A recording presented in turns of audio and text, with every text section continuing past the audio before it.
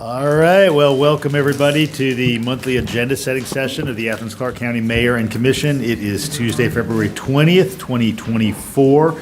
If business has not concluded by 8:15, first, there will be a problem, and second, we will take a break. If we do have that problem, I'm going to begin, as we always do at our meetings here in City Hall, with the civility pledge, which was adopted by this body and provided for us by the Georgia Municipal Association, has been adopted by many dozens of cities throughout the state.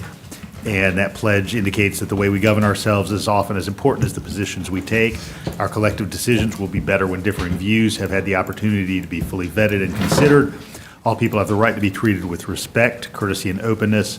We value all input, and we commit to conduct ourselves at all times with civility and courtesy to each other. Also want to welcome University of Georgia journalism students tonight. I see Professors Nix and Johnson in the crowd. Good to have you here. We have several opportunities at these meetings for public input. Generally speaking, these are 3-minute opportunities. There is an opportunity on the consent agenda, an opportunity on the single item of planning and zoning, and an opportunity on old and new business.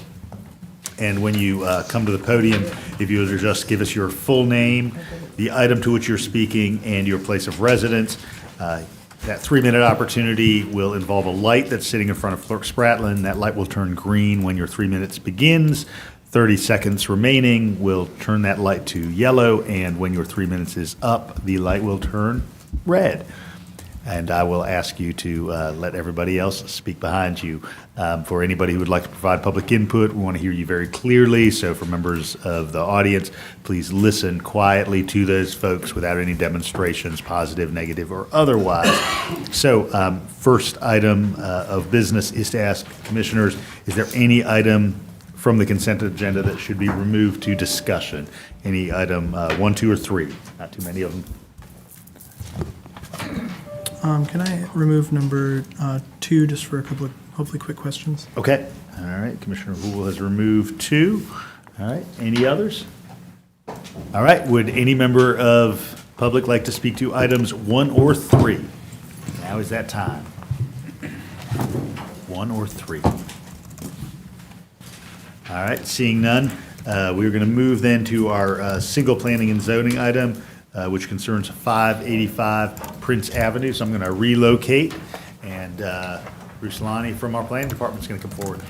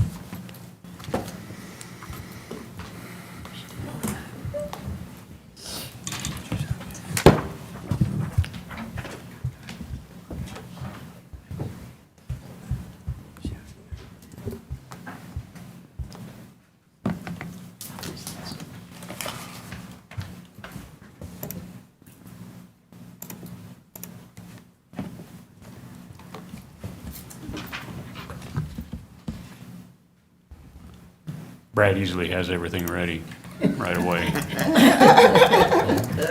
Just say, I'm not Brad. Clearly, I'm not. That is facts. Y'all, I even came here and tested this at 4 o'clock. So. We've all had the non-responsive laptop. Mike can fix it for you. Go put Todd's right there in the wing. wings. Bruce, if you need him, he's right behind you. I don't know your password, though. I mean,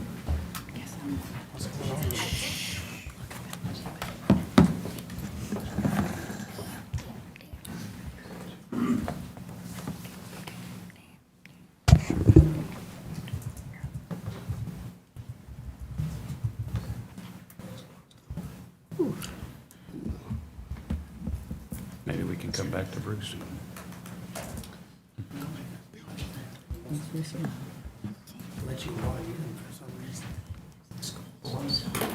I'll start. Bruce, if you want to look at the agenda report just from my screen, we can do that. I know it's not complex. You want to do that? I can make a presentation even without, but if you wanted, I've got it on flash drive here. Oh, okay. I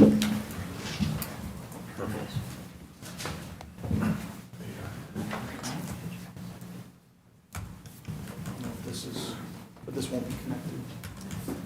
I can, if you want to do it, we can do it right here, either one, whichever way. It's a regular HDMI cable.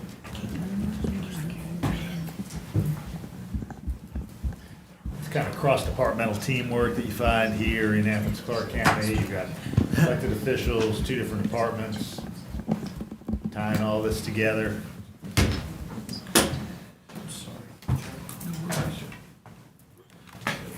Testament to teamwork, even if not efficiency. That's right.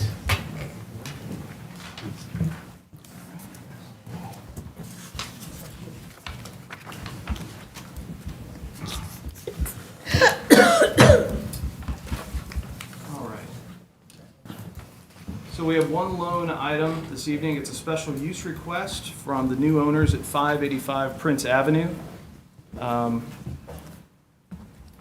This property is zoned commercial office.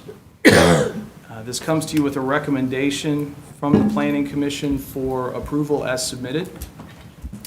The purpose of the special use in this instance is to allow for a single-family dwelling in the commercial office zone.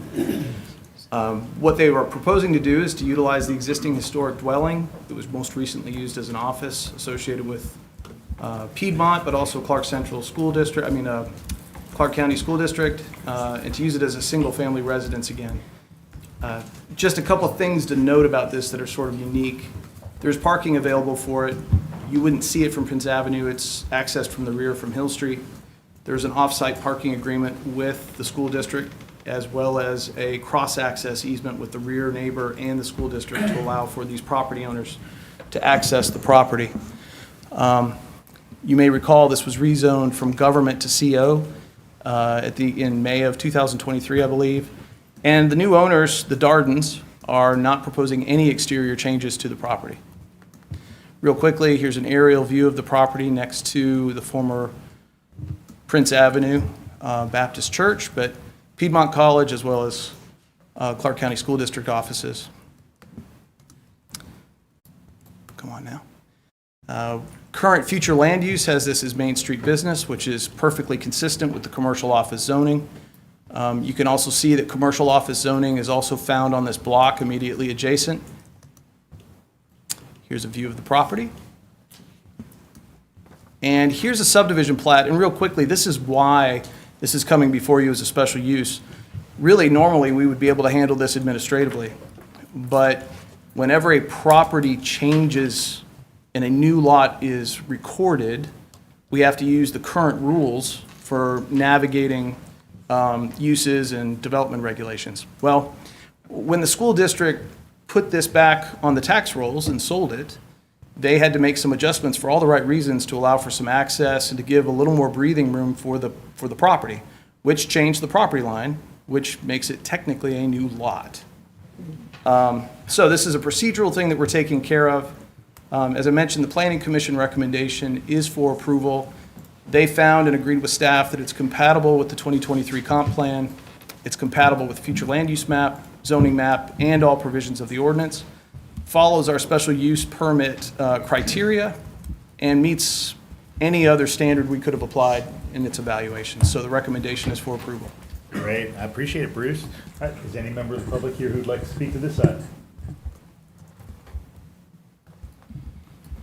All right, seeing none, we'll come to discussion. And Commissioner Wright, I believe this is in District 4. It is, and I am thrilled at what's coming forward. I think the neighborhood's going to also be very happy about this. That it's turned into resident, and sounds like a great idea, and glad to have these new neighbors in my district. Great. Any other input on this? All right, Bruce, we're cutting you loose. All right, I apologize for the delay. It's okay. And Mr. Mayor, you probably want this back. That's public property, Government so, property, you know, exactly. surplus it, do whatever you'd like.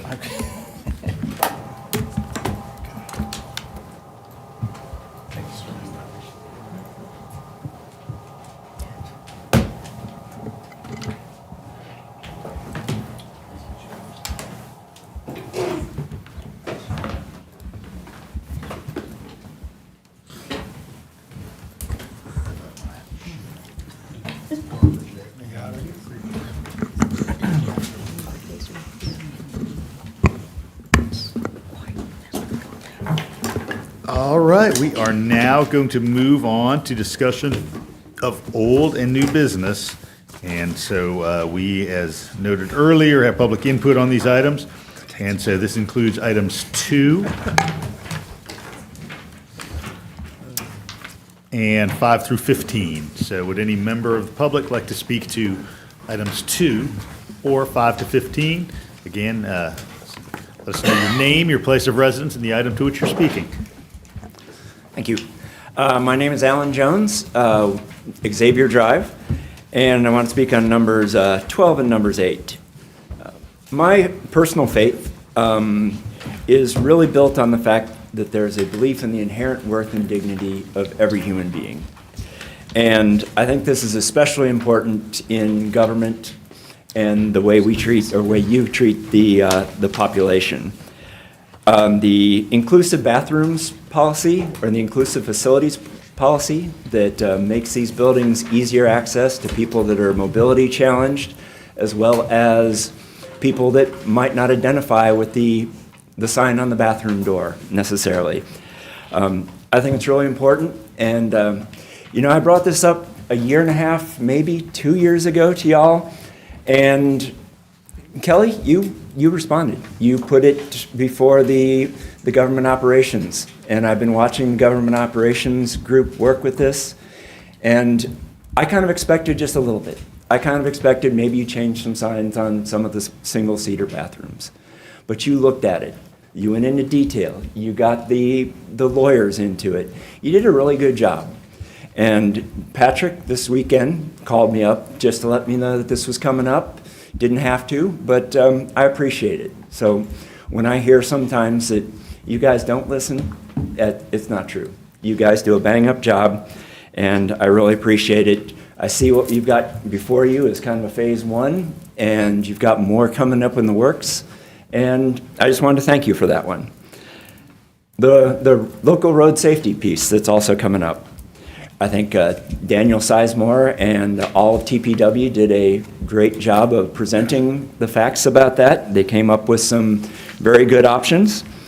And I would encourage you to be very aggressive with that, and especially aggressive when it comes to forming your next budget for thinking about how to keep our roadways safe. In fact, I would hope you would go as far as to make it a moonshot, to make alternate transportation become even more important in this city. And I'll just add that if you want to start someplace, you're welcome to start on Timothy Road. We don't have buses, we don't allow trucks, so it's a good road for looking at doing some traffic calming. Traffic's going so fast that we can't do radar signs, so bulb outs, or as I've encouraged for a long time, narrowing the lanes just a little bit to slow traffic down would be awesome. And I know, Ovita, you always expect me to have a but at the end. I was waiting, But I don't. there you go. There's So a thank you all. Thank you, Alan. My name is Benny Coleman. I live at 271 Rose Drive. Item number 5, I disagree on. Item number 6, I agree on. Thank you. Thank you, Benny. Good to see you, sir. Good evening. Hello. I'm Dr. Tawana Smith-Maddox. I'm representing Destin Incorporated, 985 Gaines School Road, and all the children that we've served for the past 25 years, especially those in the rural community. I am here to neither, ask you to vote for or against number 6, the Opera Boys and Girls Club of Athens contract amendment. But what I am asking you all to do is to be fair to all of the nonprofits, especially those like mine who serve children who are in the rural area, who are not located near housing development, housing authority development. We really need funds just as much as the Boys and Girls Club. For the last 2 years, we were truly blessed. Our children really had more opportunities because we had that funding. When COVID, when we first experienced COVID, we had to move to a smaller space, and we've been able to partner with churches. Some of our parents lost jobs, so we were able to, basically not really charge the families much. And they got steak. They had a whole steak dinner on a hamburger budget every single year, as we've always done, even before COVID, where we partnered basically with our parents through fundraisers, and we were able to make it happen because we also had some good community loyalty. But now things have changed, and because that ARPA funding is for everybody, I think it's unfair that you all did not offer us to complete an RFP this year to compete for those funds. And so I'm not against Boys and Girls Club or any of these organizations that they have chosen to work with them, Advantage, Family Connection, Juvenile Offender, College Factory, the Georgia Conflict Center, Family Promise, Food Bank, Mount Pleasant, or Dr. Lakeisha Gant. I have excellent relationships with all of those organizations, but I'm looking out for the children who don't have access, the children who need other things outside of what the Boys and Girls Club is offering. So again, I'm asking you for that remaining $3 million. Please provide ARPA funds to the organizations you've supported in the past. Thank you. Thank you, Dr. Maddox. Would anyone else like to speak to old or new business tonight?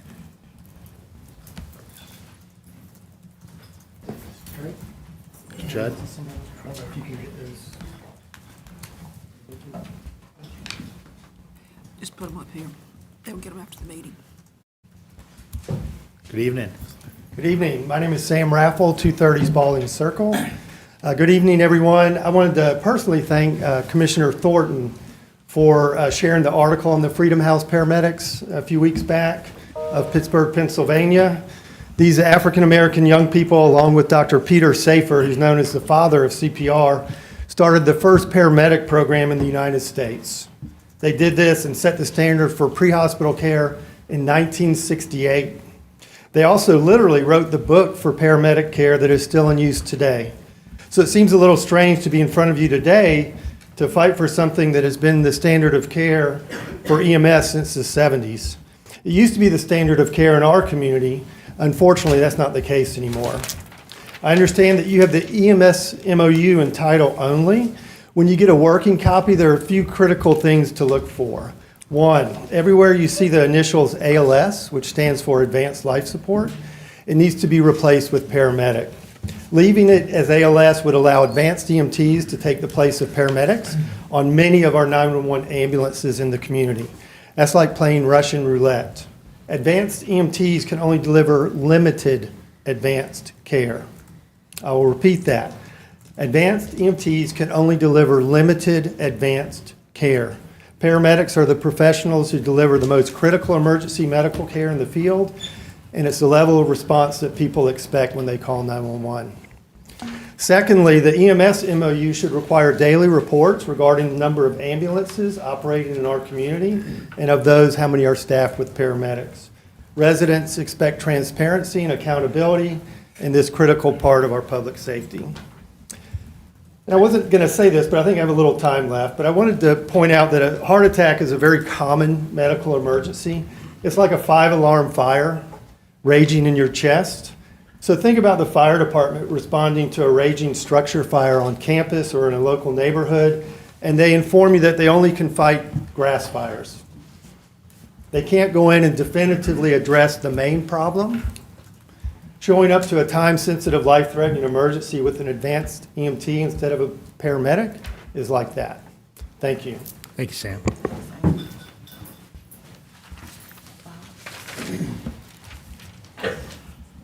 Good evening. Good evening.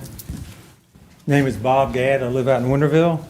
I'm going to tag team with Sam talking about the EMS MOU. By changing the words advanced life support to paramedic in the EMS MOU will assure your citizens will receive the best pre-hospital care that's available. There's 3 levels of medic in the state of Georgia: the basic EMT, the advanced EMT, and the paramedic.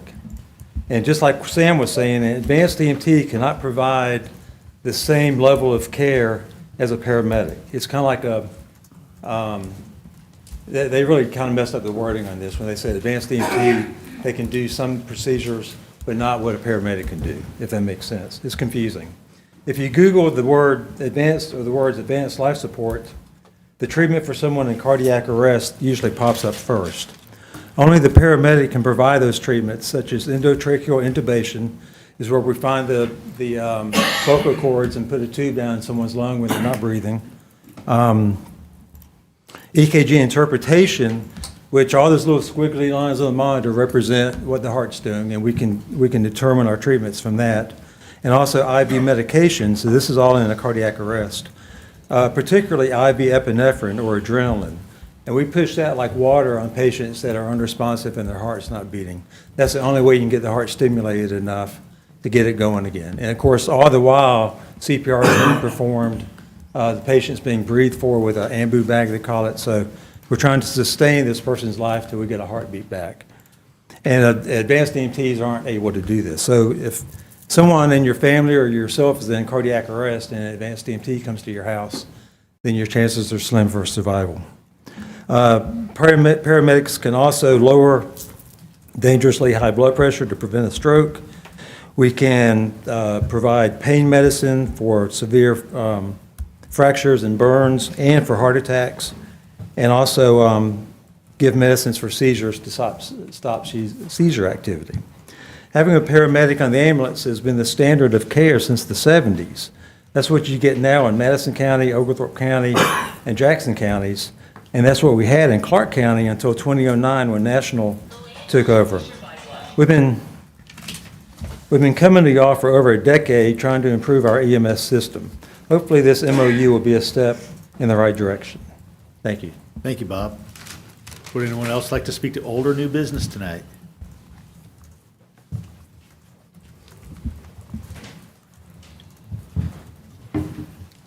Good evening. Good evening. My name is Sterling Gardner, 1129 Oak Grove Road. First of all, I'd like to thank the mayor and commission for all the work that you've done with Boys and Girls Clubs organization over the past year. We really truly appreciate the opportunity that you have afforded us to work on the gang prevention initiative with you. I do want to speak to one part of our contract amendment, which is increased funding for our project. We have already sent a letter to the manager's office that we will not be seeking that increased funding at this time while we further assess our needs and where we are in the process of gang prevention. We do, however, on all other points, would like to have the contract amendment, especially from the standpoint of including our larger facilities in the scope of services for the delinquency prevention initiative. We think that, again, this is the best course of action at this particular time. Also, to Dr. Maddox's comments, of course, as part of our contract, we will be hopefully working with others in the nonprofit community outside of those organizations that she listed. Those are some primary partners that we listed, and so we look forward to working with some still the other nonprofits in our area on this delinquency prevention task force and the things that we're trying to do for the young people in our community. Thank you, Sterling. Would anyone else like to speak to any item of old or new business tonight? All right, with all at peace, we will come to discussion, and we'll begin with item 2. It's the Merlin Drive sewer repair project, and Commissioner Houle, you asked that this be removed for discussion. Yeah, just a couple of hopefully quick questions for staff. So we've had these sewer overflows, we get these SSO reports, and just down the creek, Turkey Creek, from the area that's highlighted on the map here, is this 560 Roberts Road address, and there's these manhole covers that are overflowing all the time there. Will this repair mitigate the problems down there as well, or is that a separate section that will need separate action later? Well, good news, yes and yes. Separate action later is now. And so they've actually rehabbed that manhole back on January 23rd. So there should not be any more overflows at that location again. This is a different line segment than the basin in question. Okay. And then my other question is I know that the report talks about how this line currently goes under people's homes and they're going to reroute it to go around. What's the process for notifying those people who are especially directly affected? Well, affected folks have been engaged to discuss the nature of the work, and easements have already been obtained. So pre-construction meetings will take place prior to the work beginning. Residents are invited to that. Door hangers detailing the work, contact information will be provided. So It's set up for success right now. Great, thank you. Happy to have it back on consent. All right. Everybody okay with this back on consent? All right. All right, moving on to item 5. This is the Athens Justice and Memory Project's Down Payment Assistance Program. We, of course, took a couple of swings at this to make sure that we could get folks in the lending community, and we've got one with very low administrative cost. And so I'd be glad to answer any questions or have staff answer any questions about this. Commissioner Thornton? This is probably one of the best partnerships that I have seen. I think when we're dealing with loans and rents and income and housing, you need a professional that's already in that field. The fact that staff went out and just didn't wait on and no offense to nonprofits, but folk that specialize in this area, I do think this is going to be a major win for the community. The other reason I like it is working with First American Bank, which is my bank, y'all. They have the opportunity to bring resources also. So it is definitely skin in the game that helps the whole community. I always struggle when the government is the only investor in programs. This, working with the bank, I think this will probably be the first community nonprofit program we've done with a for-profit like the bank. I believe so, out of HCD in the recent past. So whatever y'all did to bring business, whether it's the banks, whether it's any other companies, I think we should make those efforts. But I do commend you to stepping out of the box and bringing in some unusual allies. Commissioner Myers? Yeah, I thought that was great too, and it was, this is not my bank, but I'm really pleased to see some of the things they've already been doing to work with new home buyers. And I saw later on in the report that they are also applying to be a designated community development financial institution that, if they're accepted, will allow them to access federal funding to support programs similar to this. So that sounded really great in terms of continuing it. I just wanted to clarify something that it didn't mention. It seems, well, maybe it's not obvious, but am I correct in assuming these houses have to be bought in Athens-Clarke County? Yes. Yes, okay. And then I also need something to understand for myself as much as anything why the gratuities clause that we're always mentioning doesn't apply here. Is that because it's the ARPA money? Yes. Okay. And then the last thing is that I noticed somewhere it said pending a couple of months of receiving the the bank believes the down payment percentage may need to be increased to accommodate a more realistic value of homes. And staff agrees with that possibility. Seeing what the price of homes are out there, the $25,000 for the 10% seem low to me. I am good with raising it as needed so that it can actually access the program. Is that something that's going to have to come back to the mayor and commission, or that would just be? We're asking that it be administrative, and just so you know, nobody disagrees with what you're saying. I think the plan was to try it at this level. If there's not a lot of takers, they'd like to quickly increase it and then put it back out again. That's the plan. Yeah. Yeah. Yeah, and I saw that there were other programs as well, but again, like I'd have a hard time trying to apply for one program, so, how someone would go about getting all of those programs lined up together would be a challenge, but I'm hoping the bank's going to help them with that. But anyway, I'm excited to see this moving forward. Commissioner Houle? Thanks. I too am excited. I have one question. It's page 10 of our agenda item, Facts and Issues 19. It says the bank's going to provide at least, is that supposed to say 29,900 or 299,000? Because there's 6 digits but a comma after the 29. I'm sorry, where are you at, sir? Facts and Issues 19 at the bottom of page 10 Okay. of the agenda item. I don't know what page that is on the full thing. So the bottom of page 10, It's number 19. Facts and Right. Issues 19. Yeah. There's an extra 0. Yeah, so I guess my question is there an extra 0 or is there a misplaced comma? Because there's a big difference between 30,000 and 300,000.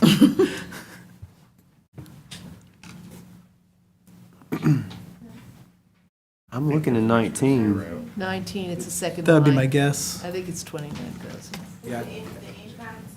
Yeah. I don't see it wrong. But besides fixing the typo, I guess this feels relevant to think of like what we should look for administrative costs and other similar programs if we ever fund them. No, it's totally. Because we get highly variable. We can get the answer, I yeah. think it's a 10. Yeah, I think it was just a typo. I think it was fixed, and I may have the updated. I don't know. okay. I just downloaded a few minutes ago, so Okay. I'm not seeing it in this version. That's, Okay. but it should be 30,000. 30,000, okay. Good to know. The other thing I wanted to praise about this is, the lack of money going towards administration in this program, I think is fantastic. I mean, basically, the entirety of this funding is going direct to down payment assistance. And I know we've talked before about this ARPA award going to see through, put our money where our mouth is on the Town resolution. And some of the other programs we have are not without their overhead for administration, which does not go directly to people, and therefore, in my mind, does not help chip away at the debt owed. So whereas this is pretty much like 100% contributing to us paying down that debt, if you will, I would encourage this body to continue to consider that with some of the other programs, we may have a bit more we should be adding to something in the future. But I'm super thrilled to see how this has come together and really appreciate staff's work to get us here. Everybody okay with consent? Yes, sir. All right, Gene. 5 is going on consent. All right, 6, the ARPA Boys and Girls Club contract amendment, and you heard from Boys and Girls Club representative that they're not seeking additional funds, just movement of the funds already allocated. Commissioner Fisher? Yeah, thank you, Mayor. And if y'all would just have a little bit of patience with me, I have several questions for staff, and I appreciate the boys and girls, Mr. Sterling Garden, coming and speaking with us. And actually, I made the suggestion, I want to be totally transparent to them, to not to come to us for $1 million funding at this particular time. And my reason being was, because we had just awarded them a little bit over $2.8 million. I believe they just got their first check in December. And for me, one thing we talked about is getting data out and getting information out to us as president, which we hadn't seen. Now, again, like I say, because they just got money in December, we'll start seeing those type of things hopefully in the future so we can possibly make decisions down the road how we might spend the rest of our ARPA funding. But I do have some questions for our staff. And, I've been in the loop on this thing the whole time. So the questions I'm asking is because I was in the loop, but there's $1 million ask, I was not in the loop. So my first question to the staff, did our staff suggest to the Boys and Girls Club to ask for additional funding? And if we did, why? I'd have to ask all the staff, but I'm pretty confident that we did not suggest that they asked for more funding. Okay? This was a direct award by the commission, so I understand that, Yes, but I guess I'm trying to figure out what prompted them and to ask for additional funding. And I saw all it, what they want to do, but I just was wondering, working with them, did that suggestion come from us? And you're saying no? well, this is the first time you've asked me. To be truthful, I'll have to ask all the staff, but I'm pretty sure that we did not, but I'll confirm that. Okay. I mean, Okay, thank you. One of the things, I talked about this at our retreat. I'm trying to figure out why we're making it though so difficult for the boys and girls to do their work. For example, we asked them to do time cards, all their staff members who are working on this contract. And those time cards, from what I understand, is you either have to type them in or write them in. They have their own time cards. Why would we not let them use their own time cards to turn into us, see who's working on what project or who's spending what money instead of us sending them their time cards? We also asked them to set up a separate bank account doing this money. And again, and I feel like we're treating them like they're mom and pop nonprofit, and they're not. And I also feel like we're trying to micromanage what they're doing, that we just, we want our hands in anything. When we give nonprofits money, we should be confident in them that they're gonna do what we ask according to the contract. But if we're gonna, every time we need this audit, we need that audit, they don't have time to do the program that we asking them to do. So and this one commissioner, I'm asking you guys to back off. Let them do what they do, because the rules for the ARPA funding, they're unrestricted, first of all. And then the question I'm asking, what rules are we applying? Are we applying HCD rules, or are we applying ARPA rules? Because if we're doing HCD rules, that's not, to me, not right. We gave Athens-Clarke County School District $150,000 to do youth development. That we asked them for all the information that we asked the Boys and Girls Club for. We gave the Athens Housing Authority $4, $5, $6 million to work on to finish the Belter project, ARPA money. That we asked them for all the information. So what I'm saying to you all is, let them do the job that we asked them to do, work with gang prevention, deal with the mental health, work with our school system, and even to the point where when they get ready to do the RFP, I'm not sure why we got to approve the RFP. They've been in this business for a long time, and we would think they know what they're doing. So I'm asking as a commissioner that we give them the proper, just give them the opportunity to do what we ask them to do. They're professionals, and us not try to micromanage that process, and I feel that's what we're doing. Mayor, I'd like to speak to that. And certainly, understand that some of the details around the time clocks and other elements, we may need some more information from, and so. I can tell you right now. Okay. So these are federal funds, and if they're not spent in accordance with the feds, then this government has to pay the federal government back. I think the Boys and Girls Club does good work in the community. I know the CEO and some of the key staff over there. I think they do a great job. We apply federal reporting standards for ARPA contracts. The Boys and Girls Club time cards do not list what their activities are. So they have to provide detailed activity time cards for compliance with federal regulatory reporting standards. So to cast this as staff just arbitrarily being hard on certain people, I don't, in this case, is not fair. I think we have plenty to do without having to go into the micro areas with this, but there are some things that we just have to do to report to the government. And Commissioner, I'm glad anytime, outside this room, if you want to sit down and go through the specific examples you're concerned about, and I can give you some response to that, and maybe there's places where we can improve for sure, but there are certain things that we have to report on, which is why we had asked for We weren't sure how many separate contracts we'd enter into. I mean, you just can't, I mean, you can. You could direct me to tell staff to not follow them at all, and we'll see how it turns out. It might be fine, it may not be fine. But at the end of the day, for every dollar that is not spent well, the government can ask us to pay it back. Well, answer the question then about what we did with the school board. We gave them $150,000. Any strings attached to that? I mean, or did we just give them $150,000? Well, they are intergovernmental partners. I can look at that, Commissioner. Okay, and the same thing with housing authority, and that's my contention. You know, we say we got to use these rules, but then when it comes out of nonprofits, it seems like the rules change. And again, now I read over, and I really read over them because I want to make sure what I was reading when we got the ARPA fund. And to me, when it says unrestricted, and I get it that they're government funds, but at the same time, and I worked for the school district when we was doing with the ARPA fund, and you know, there wasn't a whole lot of strings attached to those. And I truly believe the same thing with our county government. So again, I'm just asking for some grace for them and for us to be a willing partner. And I asked y'all a question, but y'all never ever answered it. What is our role as a government entity when it comes to our nonprofit? Is it to help or to hinder? And we need that, and I never get an answer. So I'll leave it at that.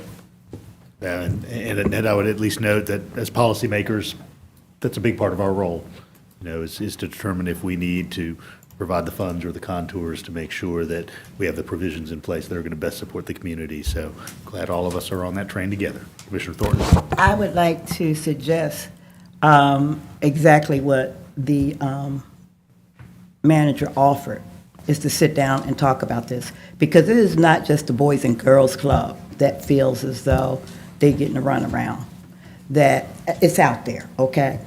I think we need to sit down. I know it can't be all of the commissioners, but there does need to be a conversation with the manager and the office. I got a call today about the homeless RFP, and I was going to talk to you later about it, but it's the same type of complaint.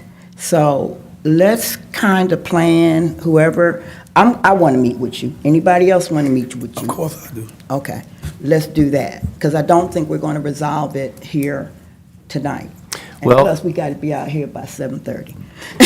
Well, and certainly customer service is extremely important. And so I'm taking what you say with that, but I have to tell you this too.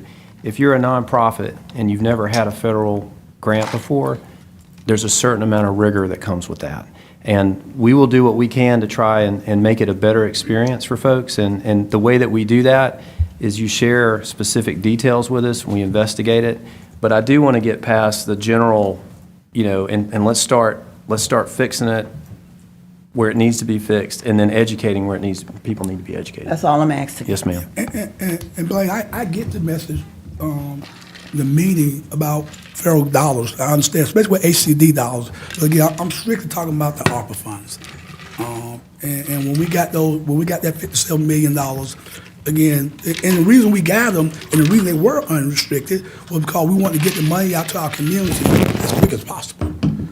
But again, and I say we because I'm part of this government, but if we put, up, roadblocks or some type of resistance, then it makes it hard to, Commissioner Thornton's point, for other nonprofits that want to come and ask us for funding.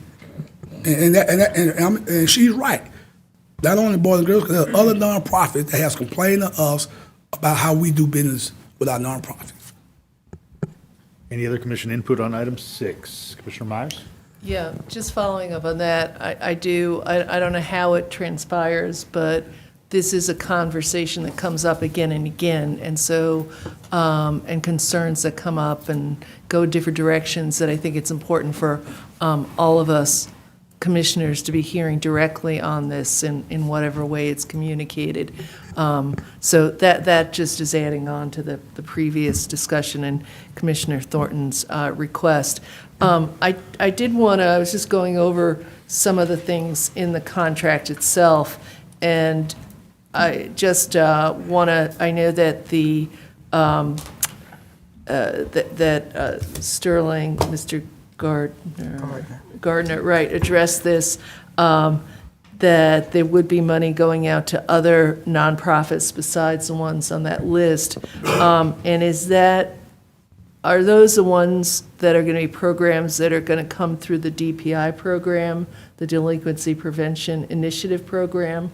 Or, right, okay, yeah, I got to change my other glasses for that one. Yes, he's shaking his head, right? So, okay, so that wouldn't, and that process has just started, so that might not be stuff, I'm not sure if that addresses any of the summer programs that we might be having, just in terms of time-wise on that.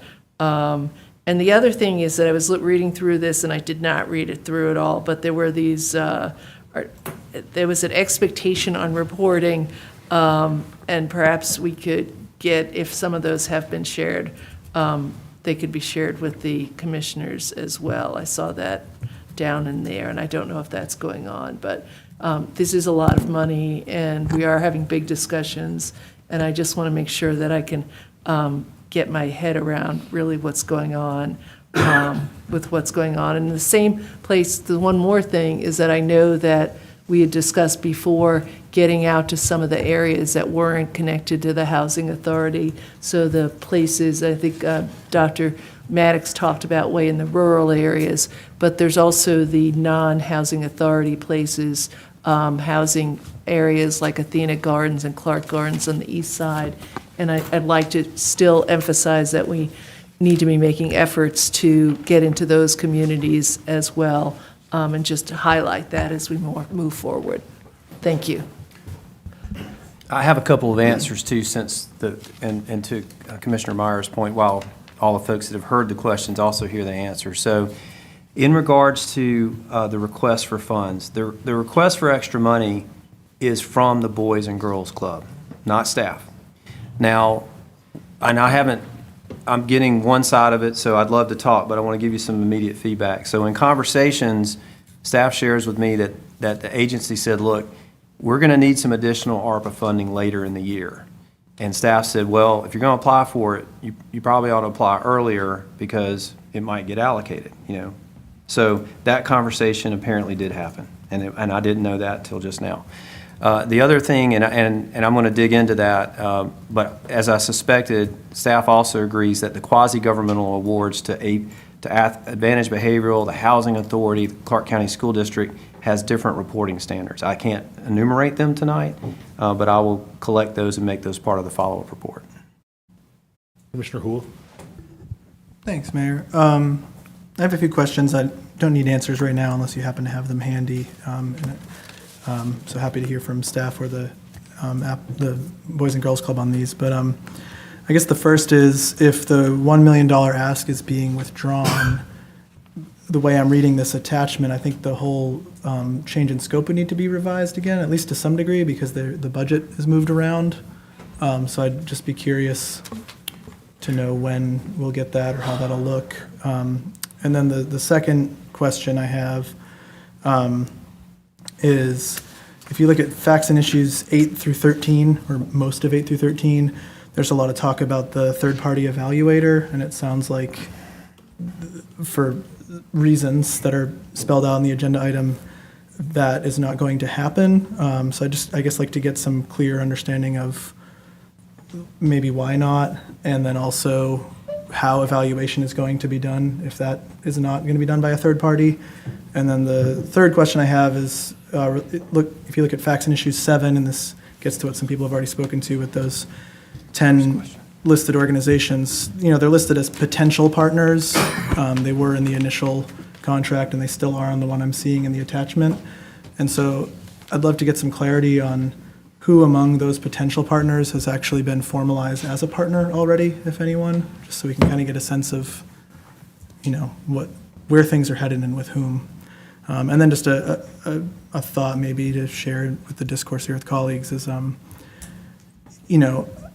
the Boys and Girls Club asking for more money seems to me like it might be perfectly valid. I would just hope that it comes through an RFP and comes in alongside whatever else others in the community might ask for.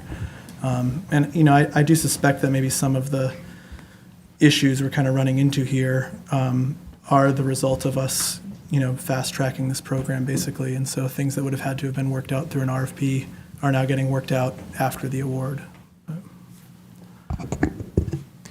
Commissioner Thornton. I'm going to be real brief about this. I do admit, if we are going to reach out to the outlying areas, there is going to need to be more money.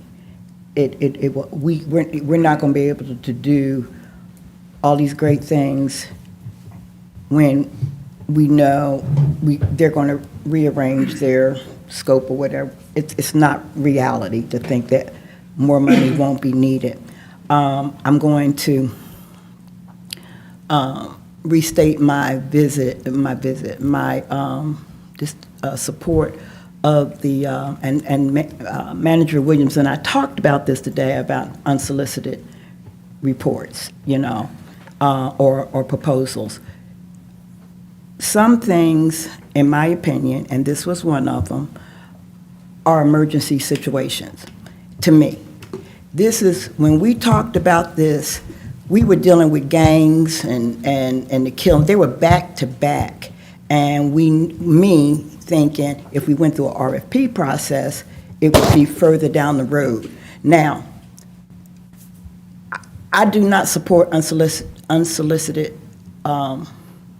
proposals, but I do think we as a commission should decide when they're appropriate and when they're not appropriate.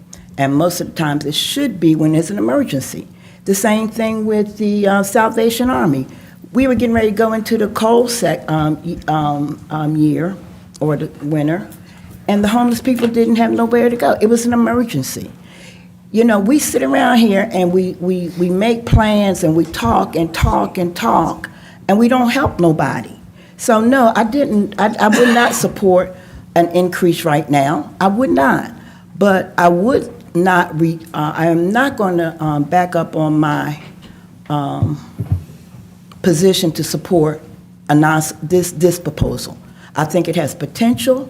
I think we learn from it, whether it's an RFP for another $1 million when we feel like we need to go to whatever we need to do, let's do that. But I still feel a little resentment because we pushed this through, but it was an emergency. We were facing a gang crisis. Now, have we fixed the gang crisis? I don't know. I don't know. But that was the intent when we voted, for me. So let me be clear about that. Maybe we need to not have unsolicited proposals if it's going to raise this much ruckus. So there you go. I think, Commissioner, as long as we have email boxes, we will be receiving unsolicited proposals. Okay. What we do with those, that's a different question. That's a different story. Yes. Okay.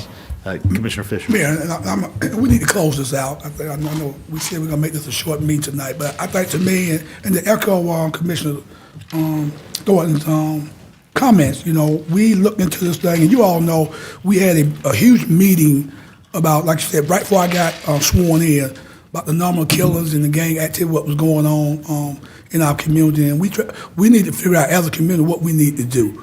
So I don't feel bad about that we did an unsolicited report and we gave the money to the Boys and Girls Club. And it wasn't mercy. And again, though, keep in mind, it's unrestricted money. And truth be told, we probably don't have to do RFP if we didn't want that, if we had decided to do that. But we didn't, and we are where we are right now. And I want to support what they're doing. And again, like Commissioner Thornton said, I'm not going to approve $1 million right now, and I appreciate them pulling it off the table. But as we start seeing data, start getting information from them, then we need to say, okay, if they're going to expand the program, then what type of funding that may look like. And I would be more inclined to agree with doing that. But until we start getting things and seeing information, what our students are doing and how they've been impacted, I can't, it's not a good sale for me, to do the $1 million right now, so. All right, everyone. We're moving on to item 6, our local road safety plan. We, of course, have heard discussion of this during our recent work session. 8, Mayor. Oh, sorry, item 8. You are We're still on correct. 6. Yes, item 8 is correct. Local road safety plan, any takers? Would anyone like to move this to consent? Well, I the- would. It was awesome. We are like one word away from me being ready for consent. I want to be Yes. clear. Oh, I'm sorry. It seems to me like this report and topic, the action would be to accept it, not adopt it. So this is a staff-driven plan, a little bit different than a consultant plan that we might implement in stages. My understanding is that, this would then become actionable. Of course, any subsequent intersection improvement would come to this body for funding, and we would see that as we do any capital project upgrade. Manager Williams, is I that don't know if I captured Yeah, help me that. with that difference, please. Sure. Well, what I'd like to find out is, so you're right. You're right, Commissioner. That's what we normally do.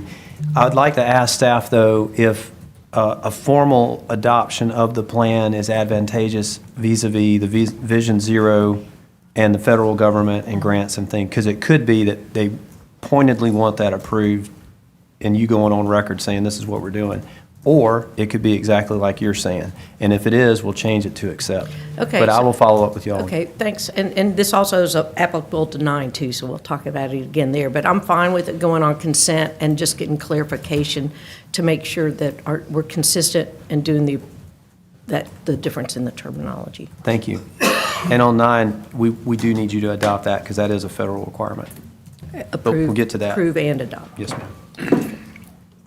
All right, so 8 will move to consent, but of course, we're going to get some feedback from staff. So Thank you. if we need to pull it off at the voting meeting, we can do that. All right, 9 is approval of the Athens-Clarke County Transit Department Public Transit Agency Safety Plan and their 2024 update. So on this one as well, we're being asked to approve and adopt, and that is necessary so they can submit, right? This is Yes. the way this is moving. It's a compliance piece. Okay, so it might be similar to do the same wording. No, But anyway, the we'll learn wording more. that's here is accurate for this one. This is absolutely a federal compliance and Okay. state compliance as a block grant state of what we have to do. And I'm fine with that going on consent. Everybody okay if with 9 on else is. consent? Thank you. All right, 10 is the North Chase Street TAP Grant Concept Approval and Preliminary Engineering and Design Services Contract Amendment. Any input on this? I think maybe we leave it off consent for Commissioner Links when she's able to join us. She said they, Yeah, she had one question that I was able to respond So to. she was good with it. Commissioner Link is under the weather tonight. She can take it off if she has a question. I did have one question, Manager Williams, about this. Very excited about the project. I mean, I think all its components, whether it's the multi-use path on the west side of Chase Street, adjacent to the, I guess what people think of as the self-storage units and the old Gold Kiss facility. I mean, all that's wonderful. I think the intersection improvements at Anita Street and the loop are going to be great. The timeline is a little longer than I would have hoped for, with completion in 2029. Is this the outside date, or can we find out if it's possible to reel that in a little bit? So I can give you some more detail on that, but at a high level and at this moment. So this is an iterative process with the Georgia Department of Transportation. And in doing so, the further we progress into it, the more assistance we're able to attract. So we put in a little bit of money, they put in a little bit of money, we got through some design, then they put a lot more design money in, which is kind of where we are.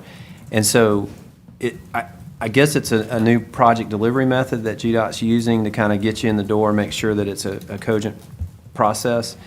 But those timelines are what's driving this is the interaction with the state. It's not because staff is like, okay, well, we'll just do that in a few years. But I can give you some more on that. But we feel like it's worth hanging in there for the assistance, the grant that they're going to hopefully provide for this. No, I mean, I'm appreciative of these federal funds that flow through the state. It's just a long courtship. Yeah. All right. I'm okay with this on consent if everybody else is. Sure. Yes. And I guess just by way of illustration, we've been talking about the West Broad roundabout for some time now, and it's much the same type of, when you're engaging, it's just taking a long time to play out. There's approvals that GDOT we have to have, of which this is one. All right, with item 11, we're waiting on some final language. Our sort of neighbors in Coney County that kind of work under the same zone have already approved a version of this. And of course, we've heard some via email and tonight from some residents, and so I know staff's ready to respond to that. And I've gotten a response from Piedmont, so I feel confident that we'll have that discussion in this cycle.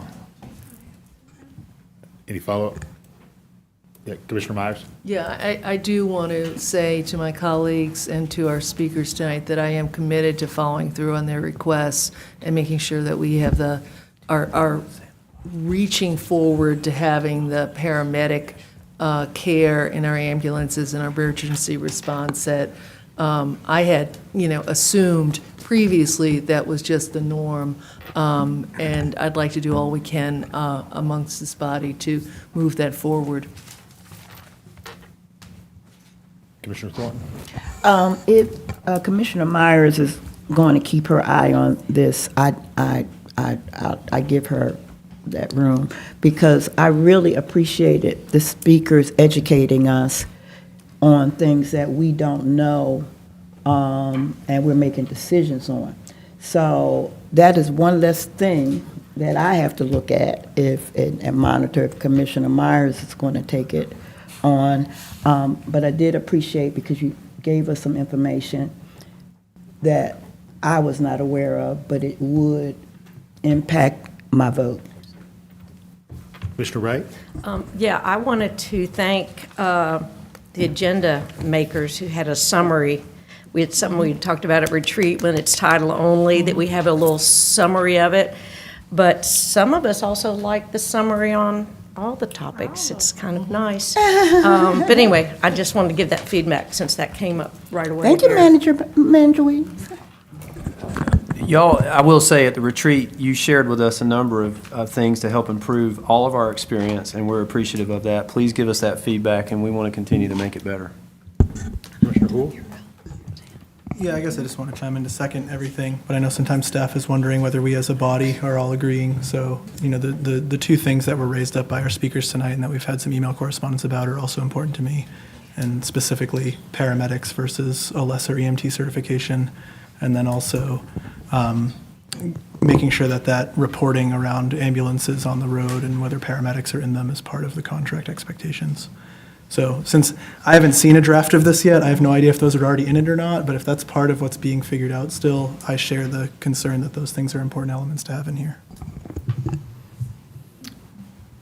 All right, we'll see the text in the days ahead. Item 12 is the Government Operations Committee report about inclusive facilities. Commissioner Davenport, would you like to begin discussion as chair? Yes, we still got some more work to do, but I do want to thank the manager's office, central services, a whole bunch of other staff, like inclusion office. So a lot of people for a long time worked on this, and we were back and forth. And we also looked at not just for inclusive bathrooms, well, not just for ADA accessibility, but just making sure that everyone in our community feels comfortable when they enter our facilities and use the restroom or whatnot. So we do have some more work to do. We got to hire an ADA coordinator, which has been in the works for some time, and to look for further improvements to this plan. But we did a lot of great work. Thank my GOC partners. We rock. Y'all know it. And thank you. Oh yeah, consent, please. Thank you, Mayor. I'm happy to support consent. I am, just a couple questions, which maybe the chair of GOC can answer for us, or staff. One is, can we get the other phases? Because if I look at the agenda item right now, I only see phase one things listed. So phase two would be dependent on an ADA coordinator, and so we could share a little bit in follow-up in between meetings, but the main crux of phase two is to do an ADA transition plan, which starts with an evaluation. And so that update would necessitate the work that would be done in phase two. Okay, so phase two is entirely about ADA accessibility? So that would be the start of it. So what we tried to do with phase one was to do things that we could do with current funding. Phase two would require additional funding. So there's a number of other things, and we can share that in the follow-up report. Okay, yeah, I guess two things I'm curious about, if you can speak to them now or in the follow-up report, that are not ADA related are, I see in here, we're going to convert our existing single-use restrooms to things that are more gender inclusive. But is there anything with regards to new construction or building rehab to construct things in a certain way where, we're not having to retrofit anything and they're more gender inclusive? And then the other question is with regard to child care stations. I know that's something that's been raised up in the past, but I didn't see in here. Okay, so yes, so it's a multi-phase implementation. So this is just one part of it. That once we get the ADA coordinator, yes, they're going to look at and they're going to work with the inclusion office to look at gender neutral facilities and the child care station. But just with the current funding and what was tasked with us, this first phase is just a good start. Hopefully I answered that correctly. So I guess just maybe where I'm getting a little confused here is when I hear ADA coordinator, I think somebody who coordinates around the Americans with Disabilities Act and gender inclusivity, and babies are not disabilities. So is our ADA coordinator like ADA plus coordinator, or are these other things that we can do? Like Costa's being renovated, for example, bathrooms are going to go in there. What are those bathrooms going to be built like? Are they going to have child changing stations? Are they going to be gender inclusive? Are they going to be segregated? That sort of thing. So it is best practice for us to put child changing stations in bathrooms. So we do try to do that now. So we talked a little bit about it. Those that you don't find them in, oftentimes they've been damaged multiple times. And so we just can't continue to replace them if they're going to get damaged. But that's something that is the best practice that we try to do. We did look at that. That was a part of the audit, and we have a listing of all of the bathrooms that do not have them. So staff did an amazing job. Leisure and Inclusion did an in-depth audit. But we didn't look at every facility. We looked at all the public-facing facilities, and we try to walk this in an experience as a customer.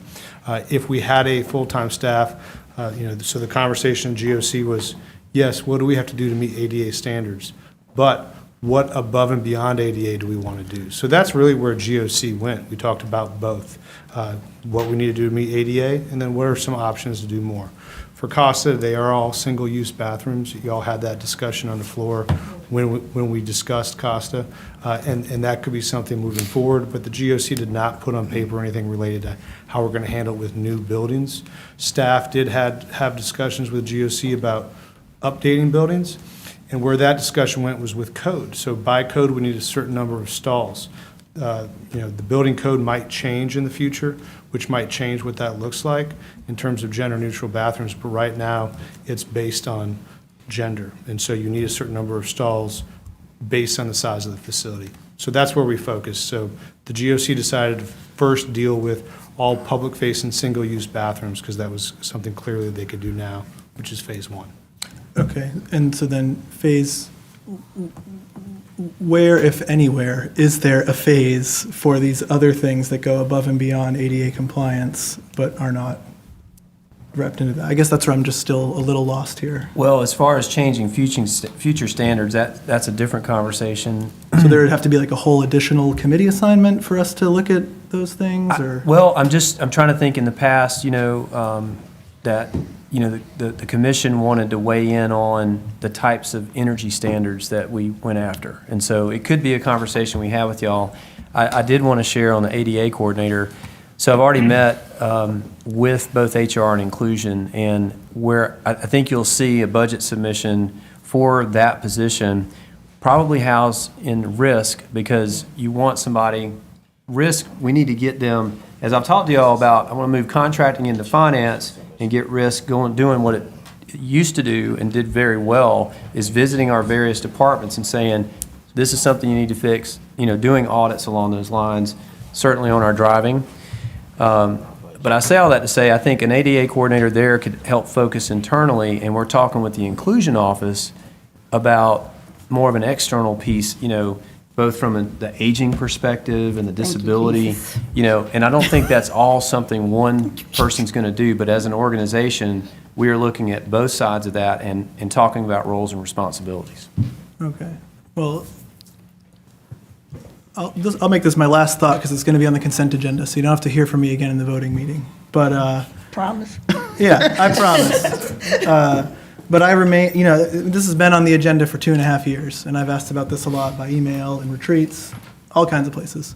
And as one example, I, as a dude-bodied person, go to the Classic Center. I go into the bathroom labeled men. It's got a bunch of stalls and no baby changing station. So I have to go into the bathroom labeled women to change the baby, and then have people who look different from me think that I don't belong there and complain about it. That is the thing that actually happened in a facility that we pay for. Now, maybe it's a little different because it's the Classic Center with their own authority rather than the government with no authority functioning as the middleman. So absent some kind of policy that helps me understand whether that would be looked at, I continue to have the concern about if and when we would put a baby changing station in a giant bathroom like that.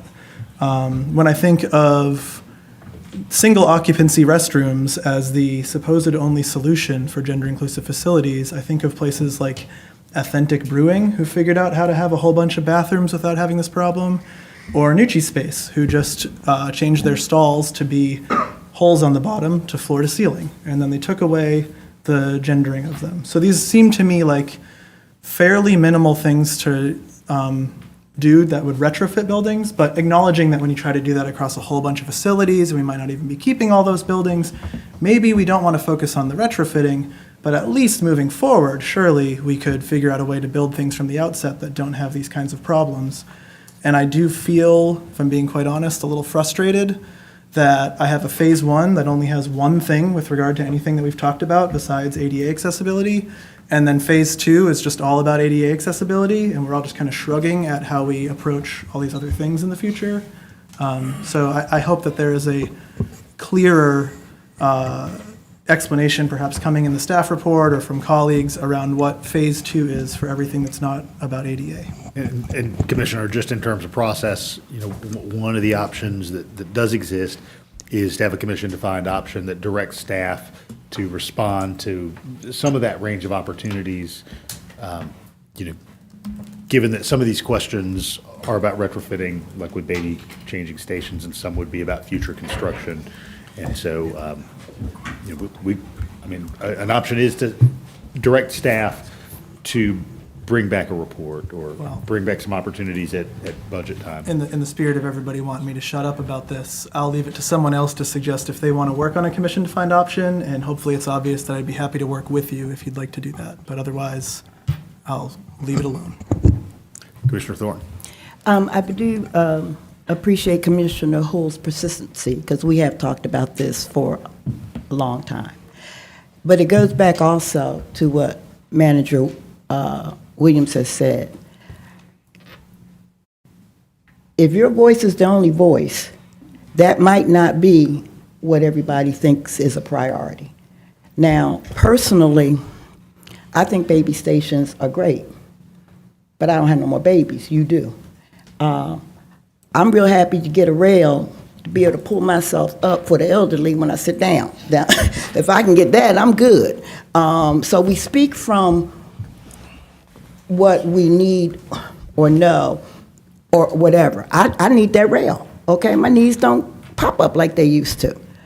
I don't need a baby station, but I will support you in this.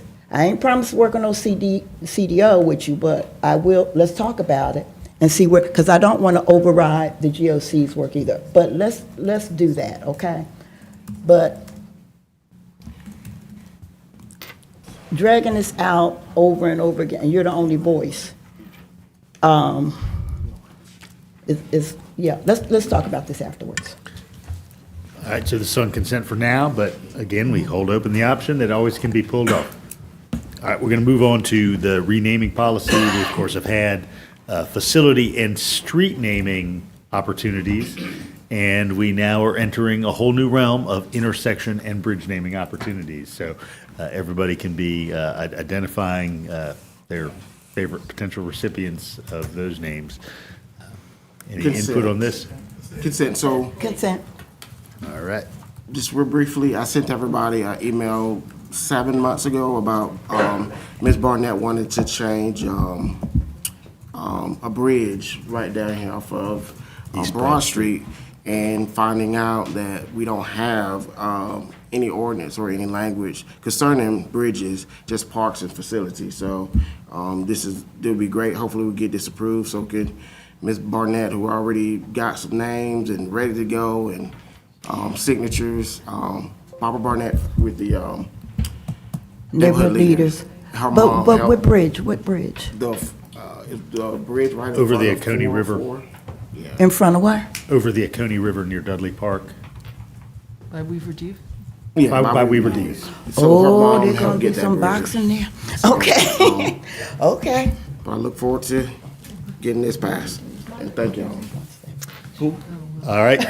14 is title only. That's the Salvation Army contract scope and contract approval, which of course follows up on a previous item. Manager Williams, any update on that? Yes, I believe staff received some information from the Salvation Army today, so we're hopeful that later this week we can send out a more comprehensive understanding where we are, but hopefully this will stay in the cycle as well. All right. And then 15 is also title only, and this is continued funding for the North Downtown Phase 1 project with a partnership with the Downtown Development Authority. This was something that was contemplated, spoken about, made presentations in here, and we are finally getting around to memorializing that. And if you've not walked down College Avenue or Lumpkin Street, Yes, sir. I encourage everybody to It's do that going up. and see the fruits of your labor. All right, entertain a motion to adjourn. Woo! Before 7:30. Got a motion from Commissioner Wright, second from Commissioner Fisher. All in favor, please say aye. Aye.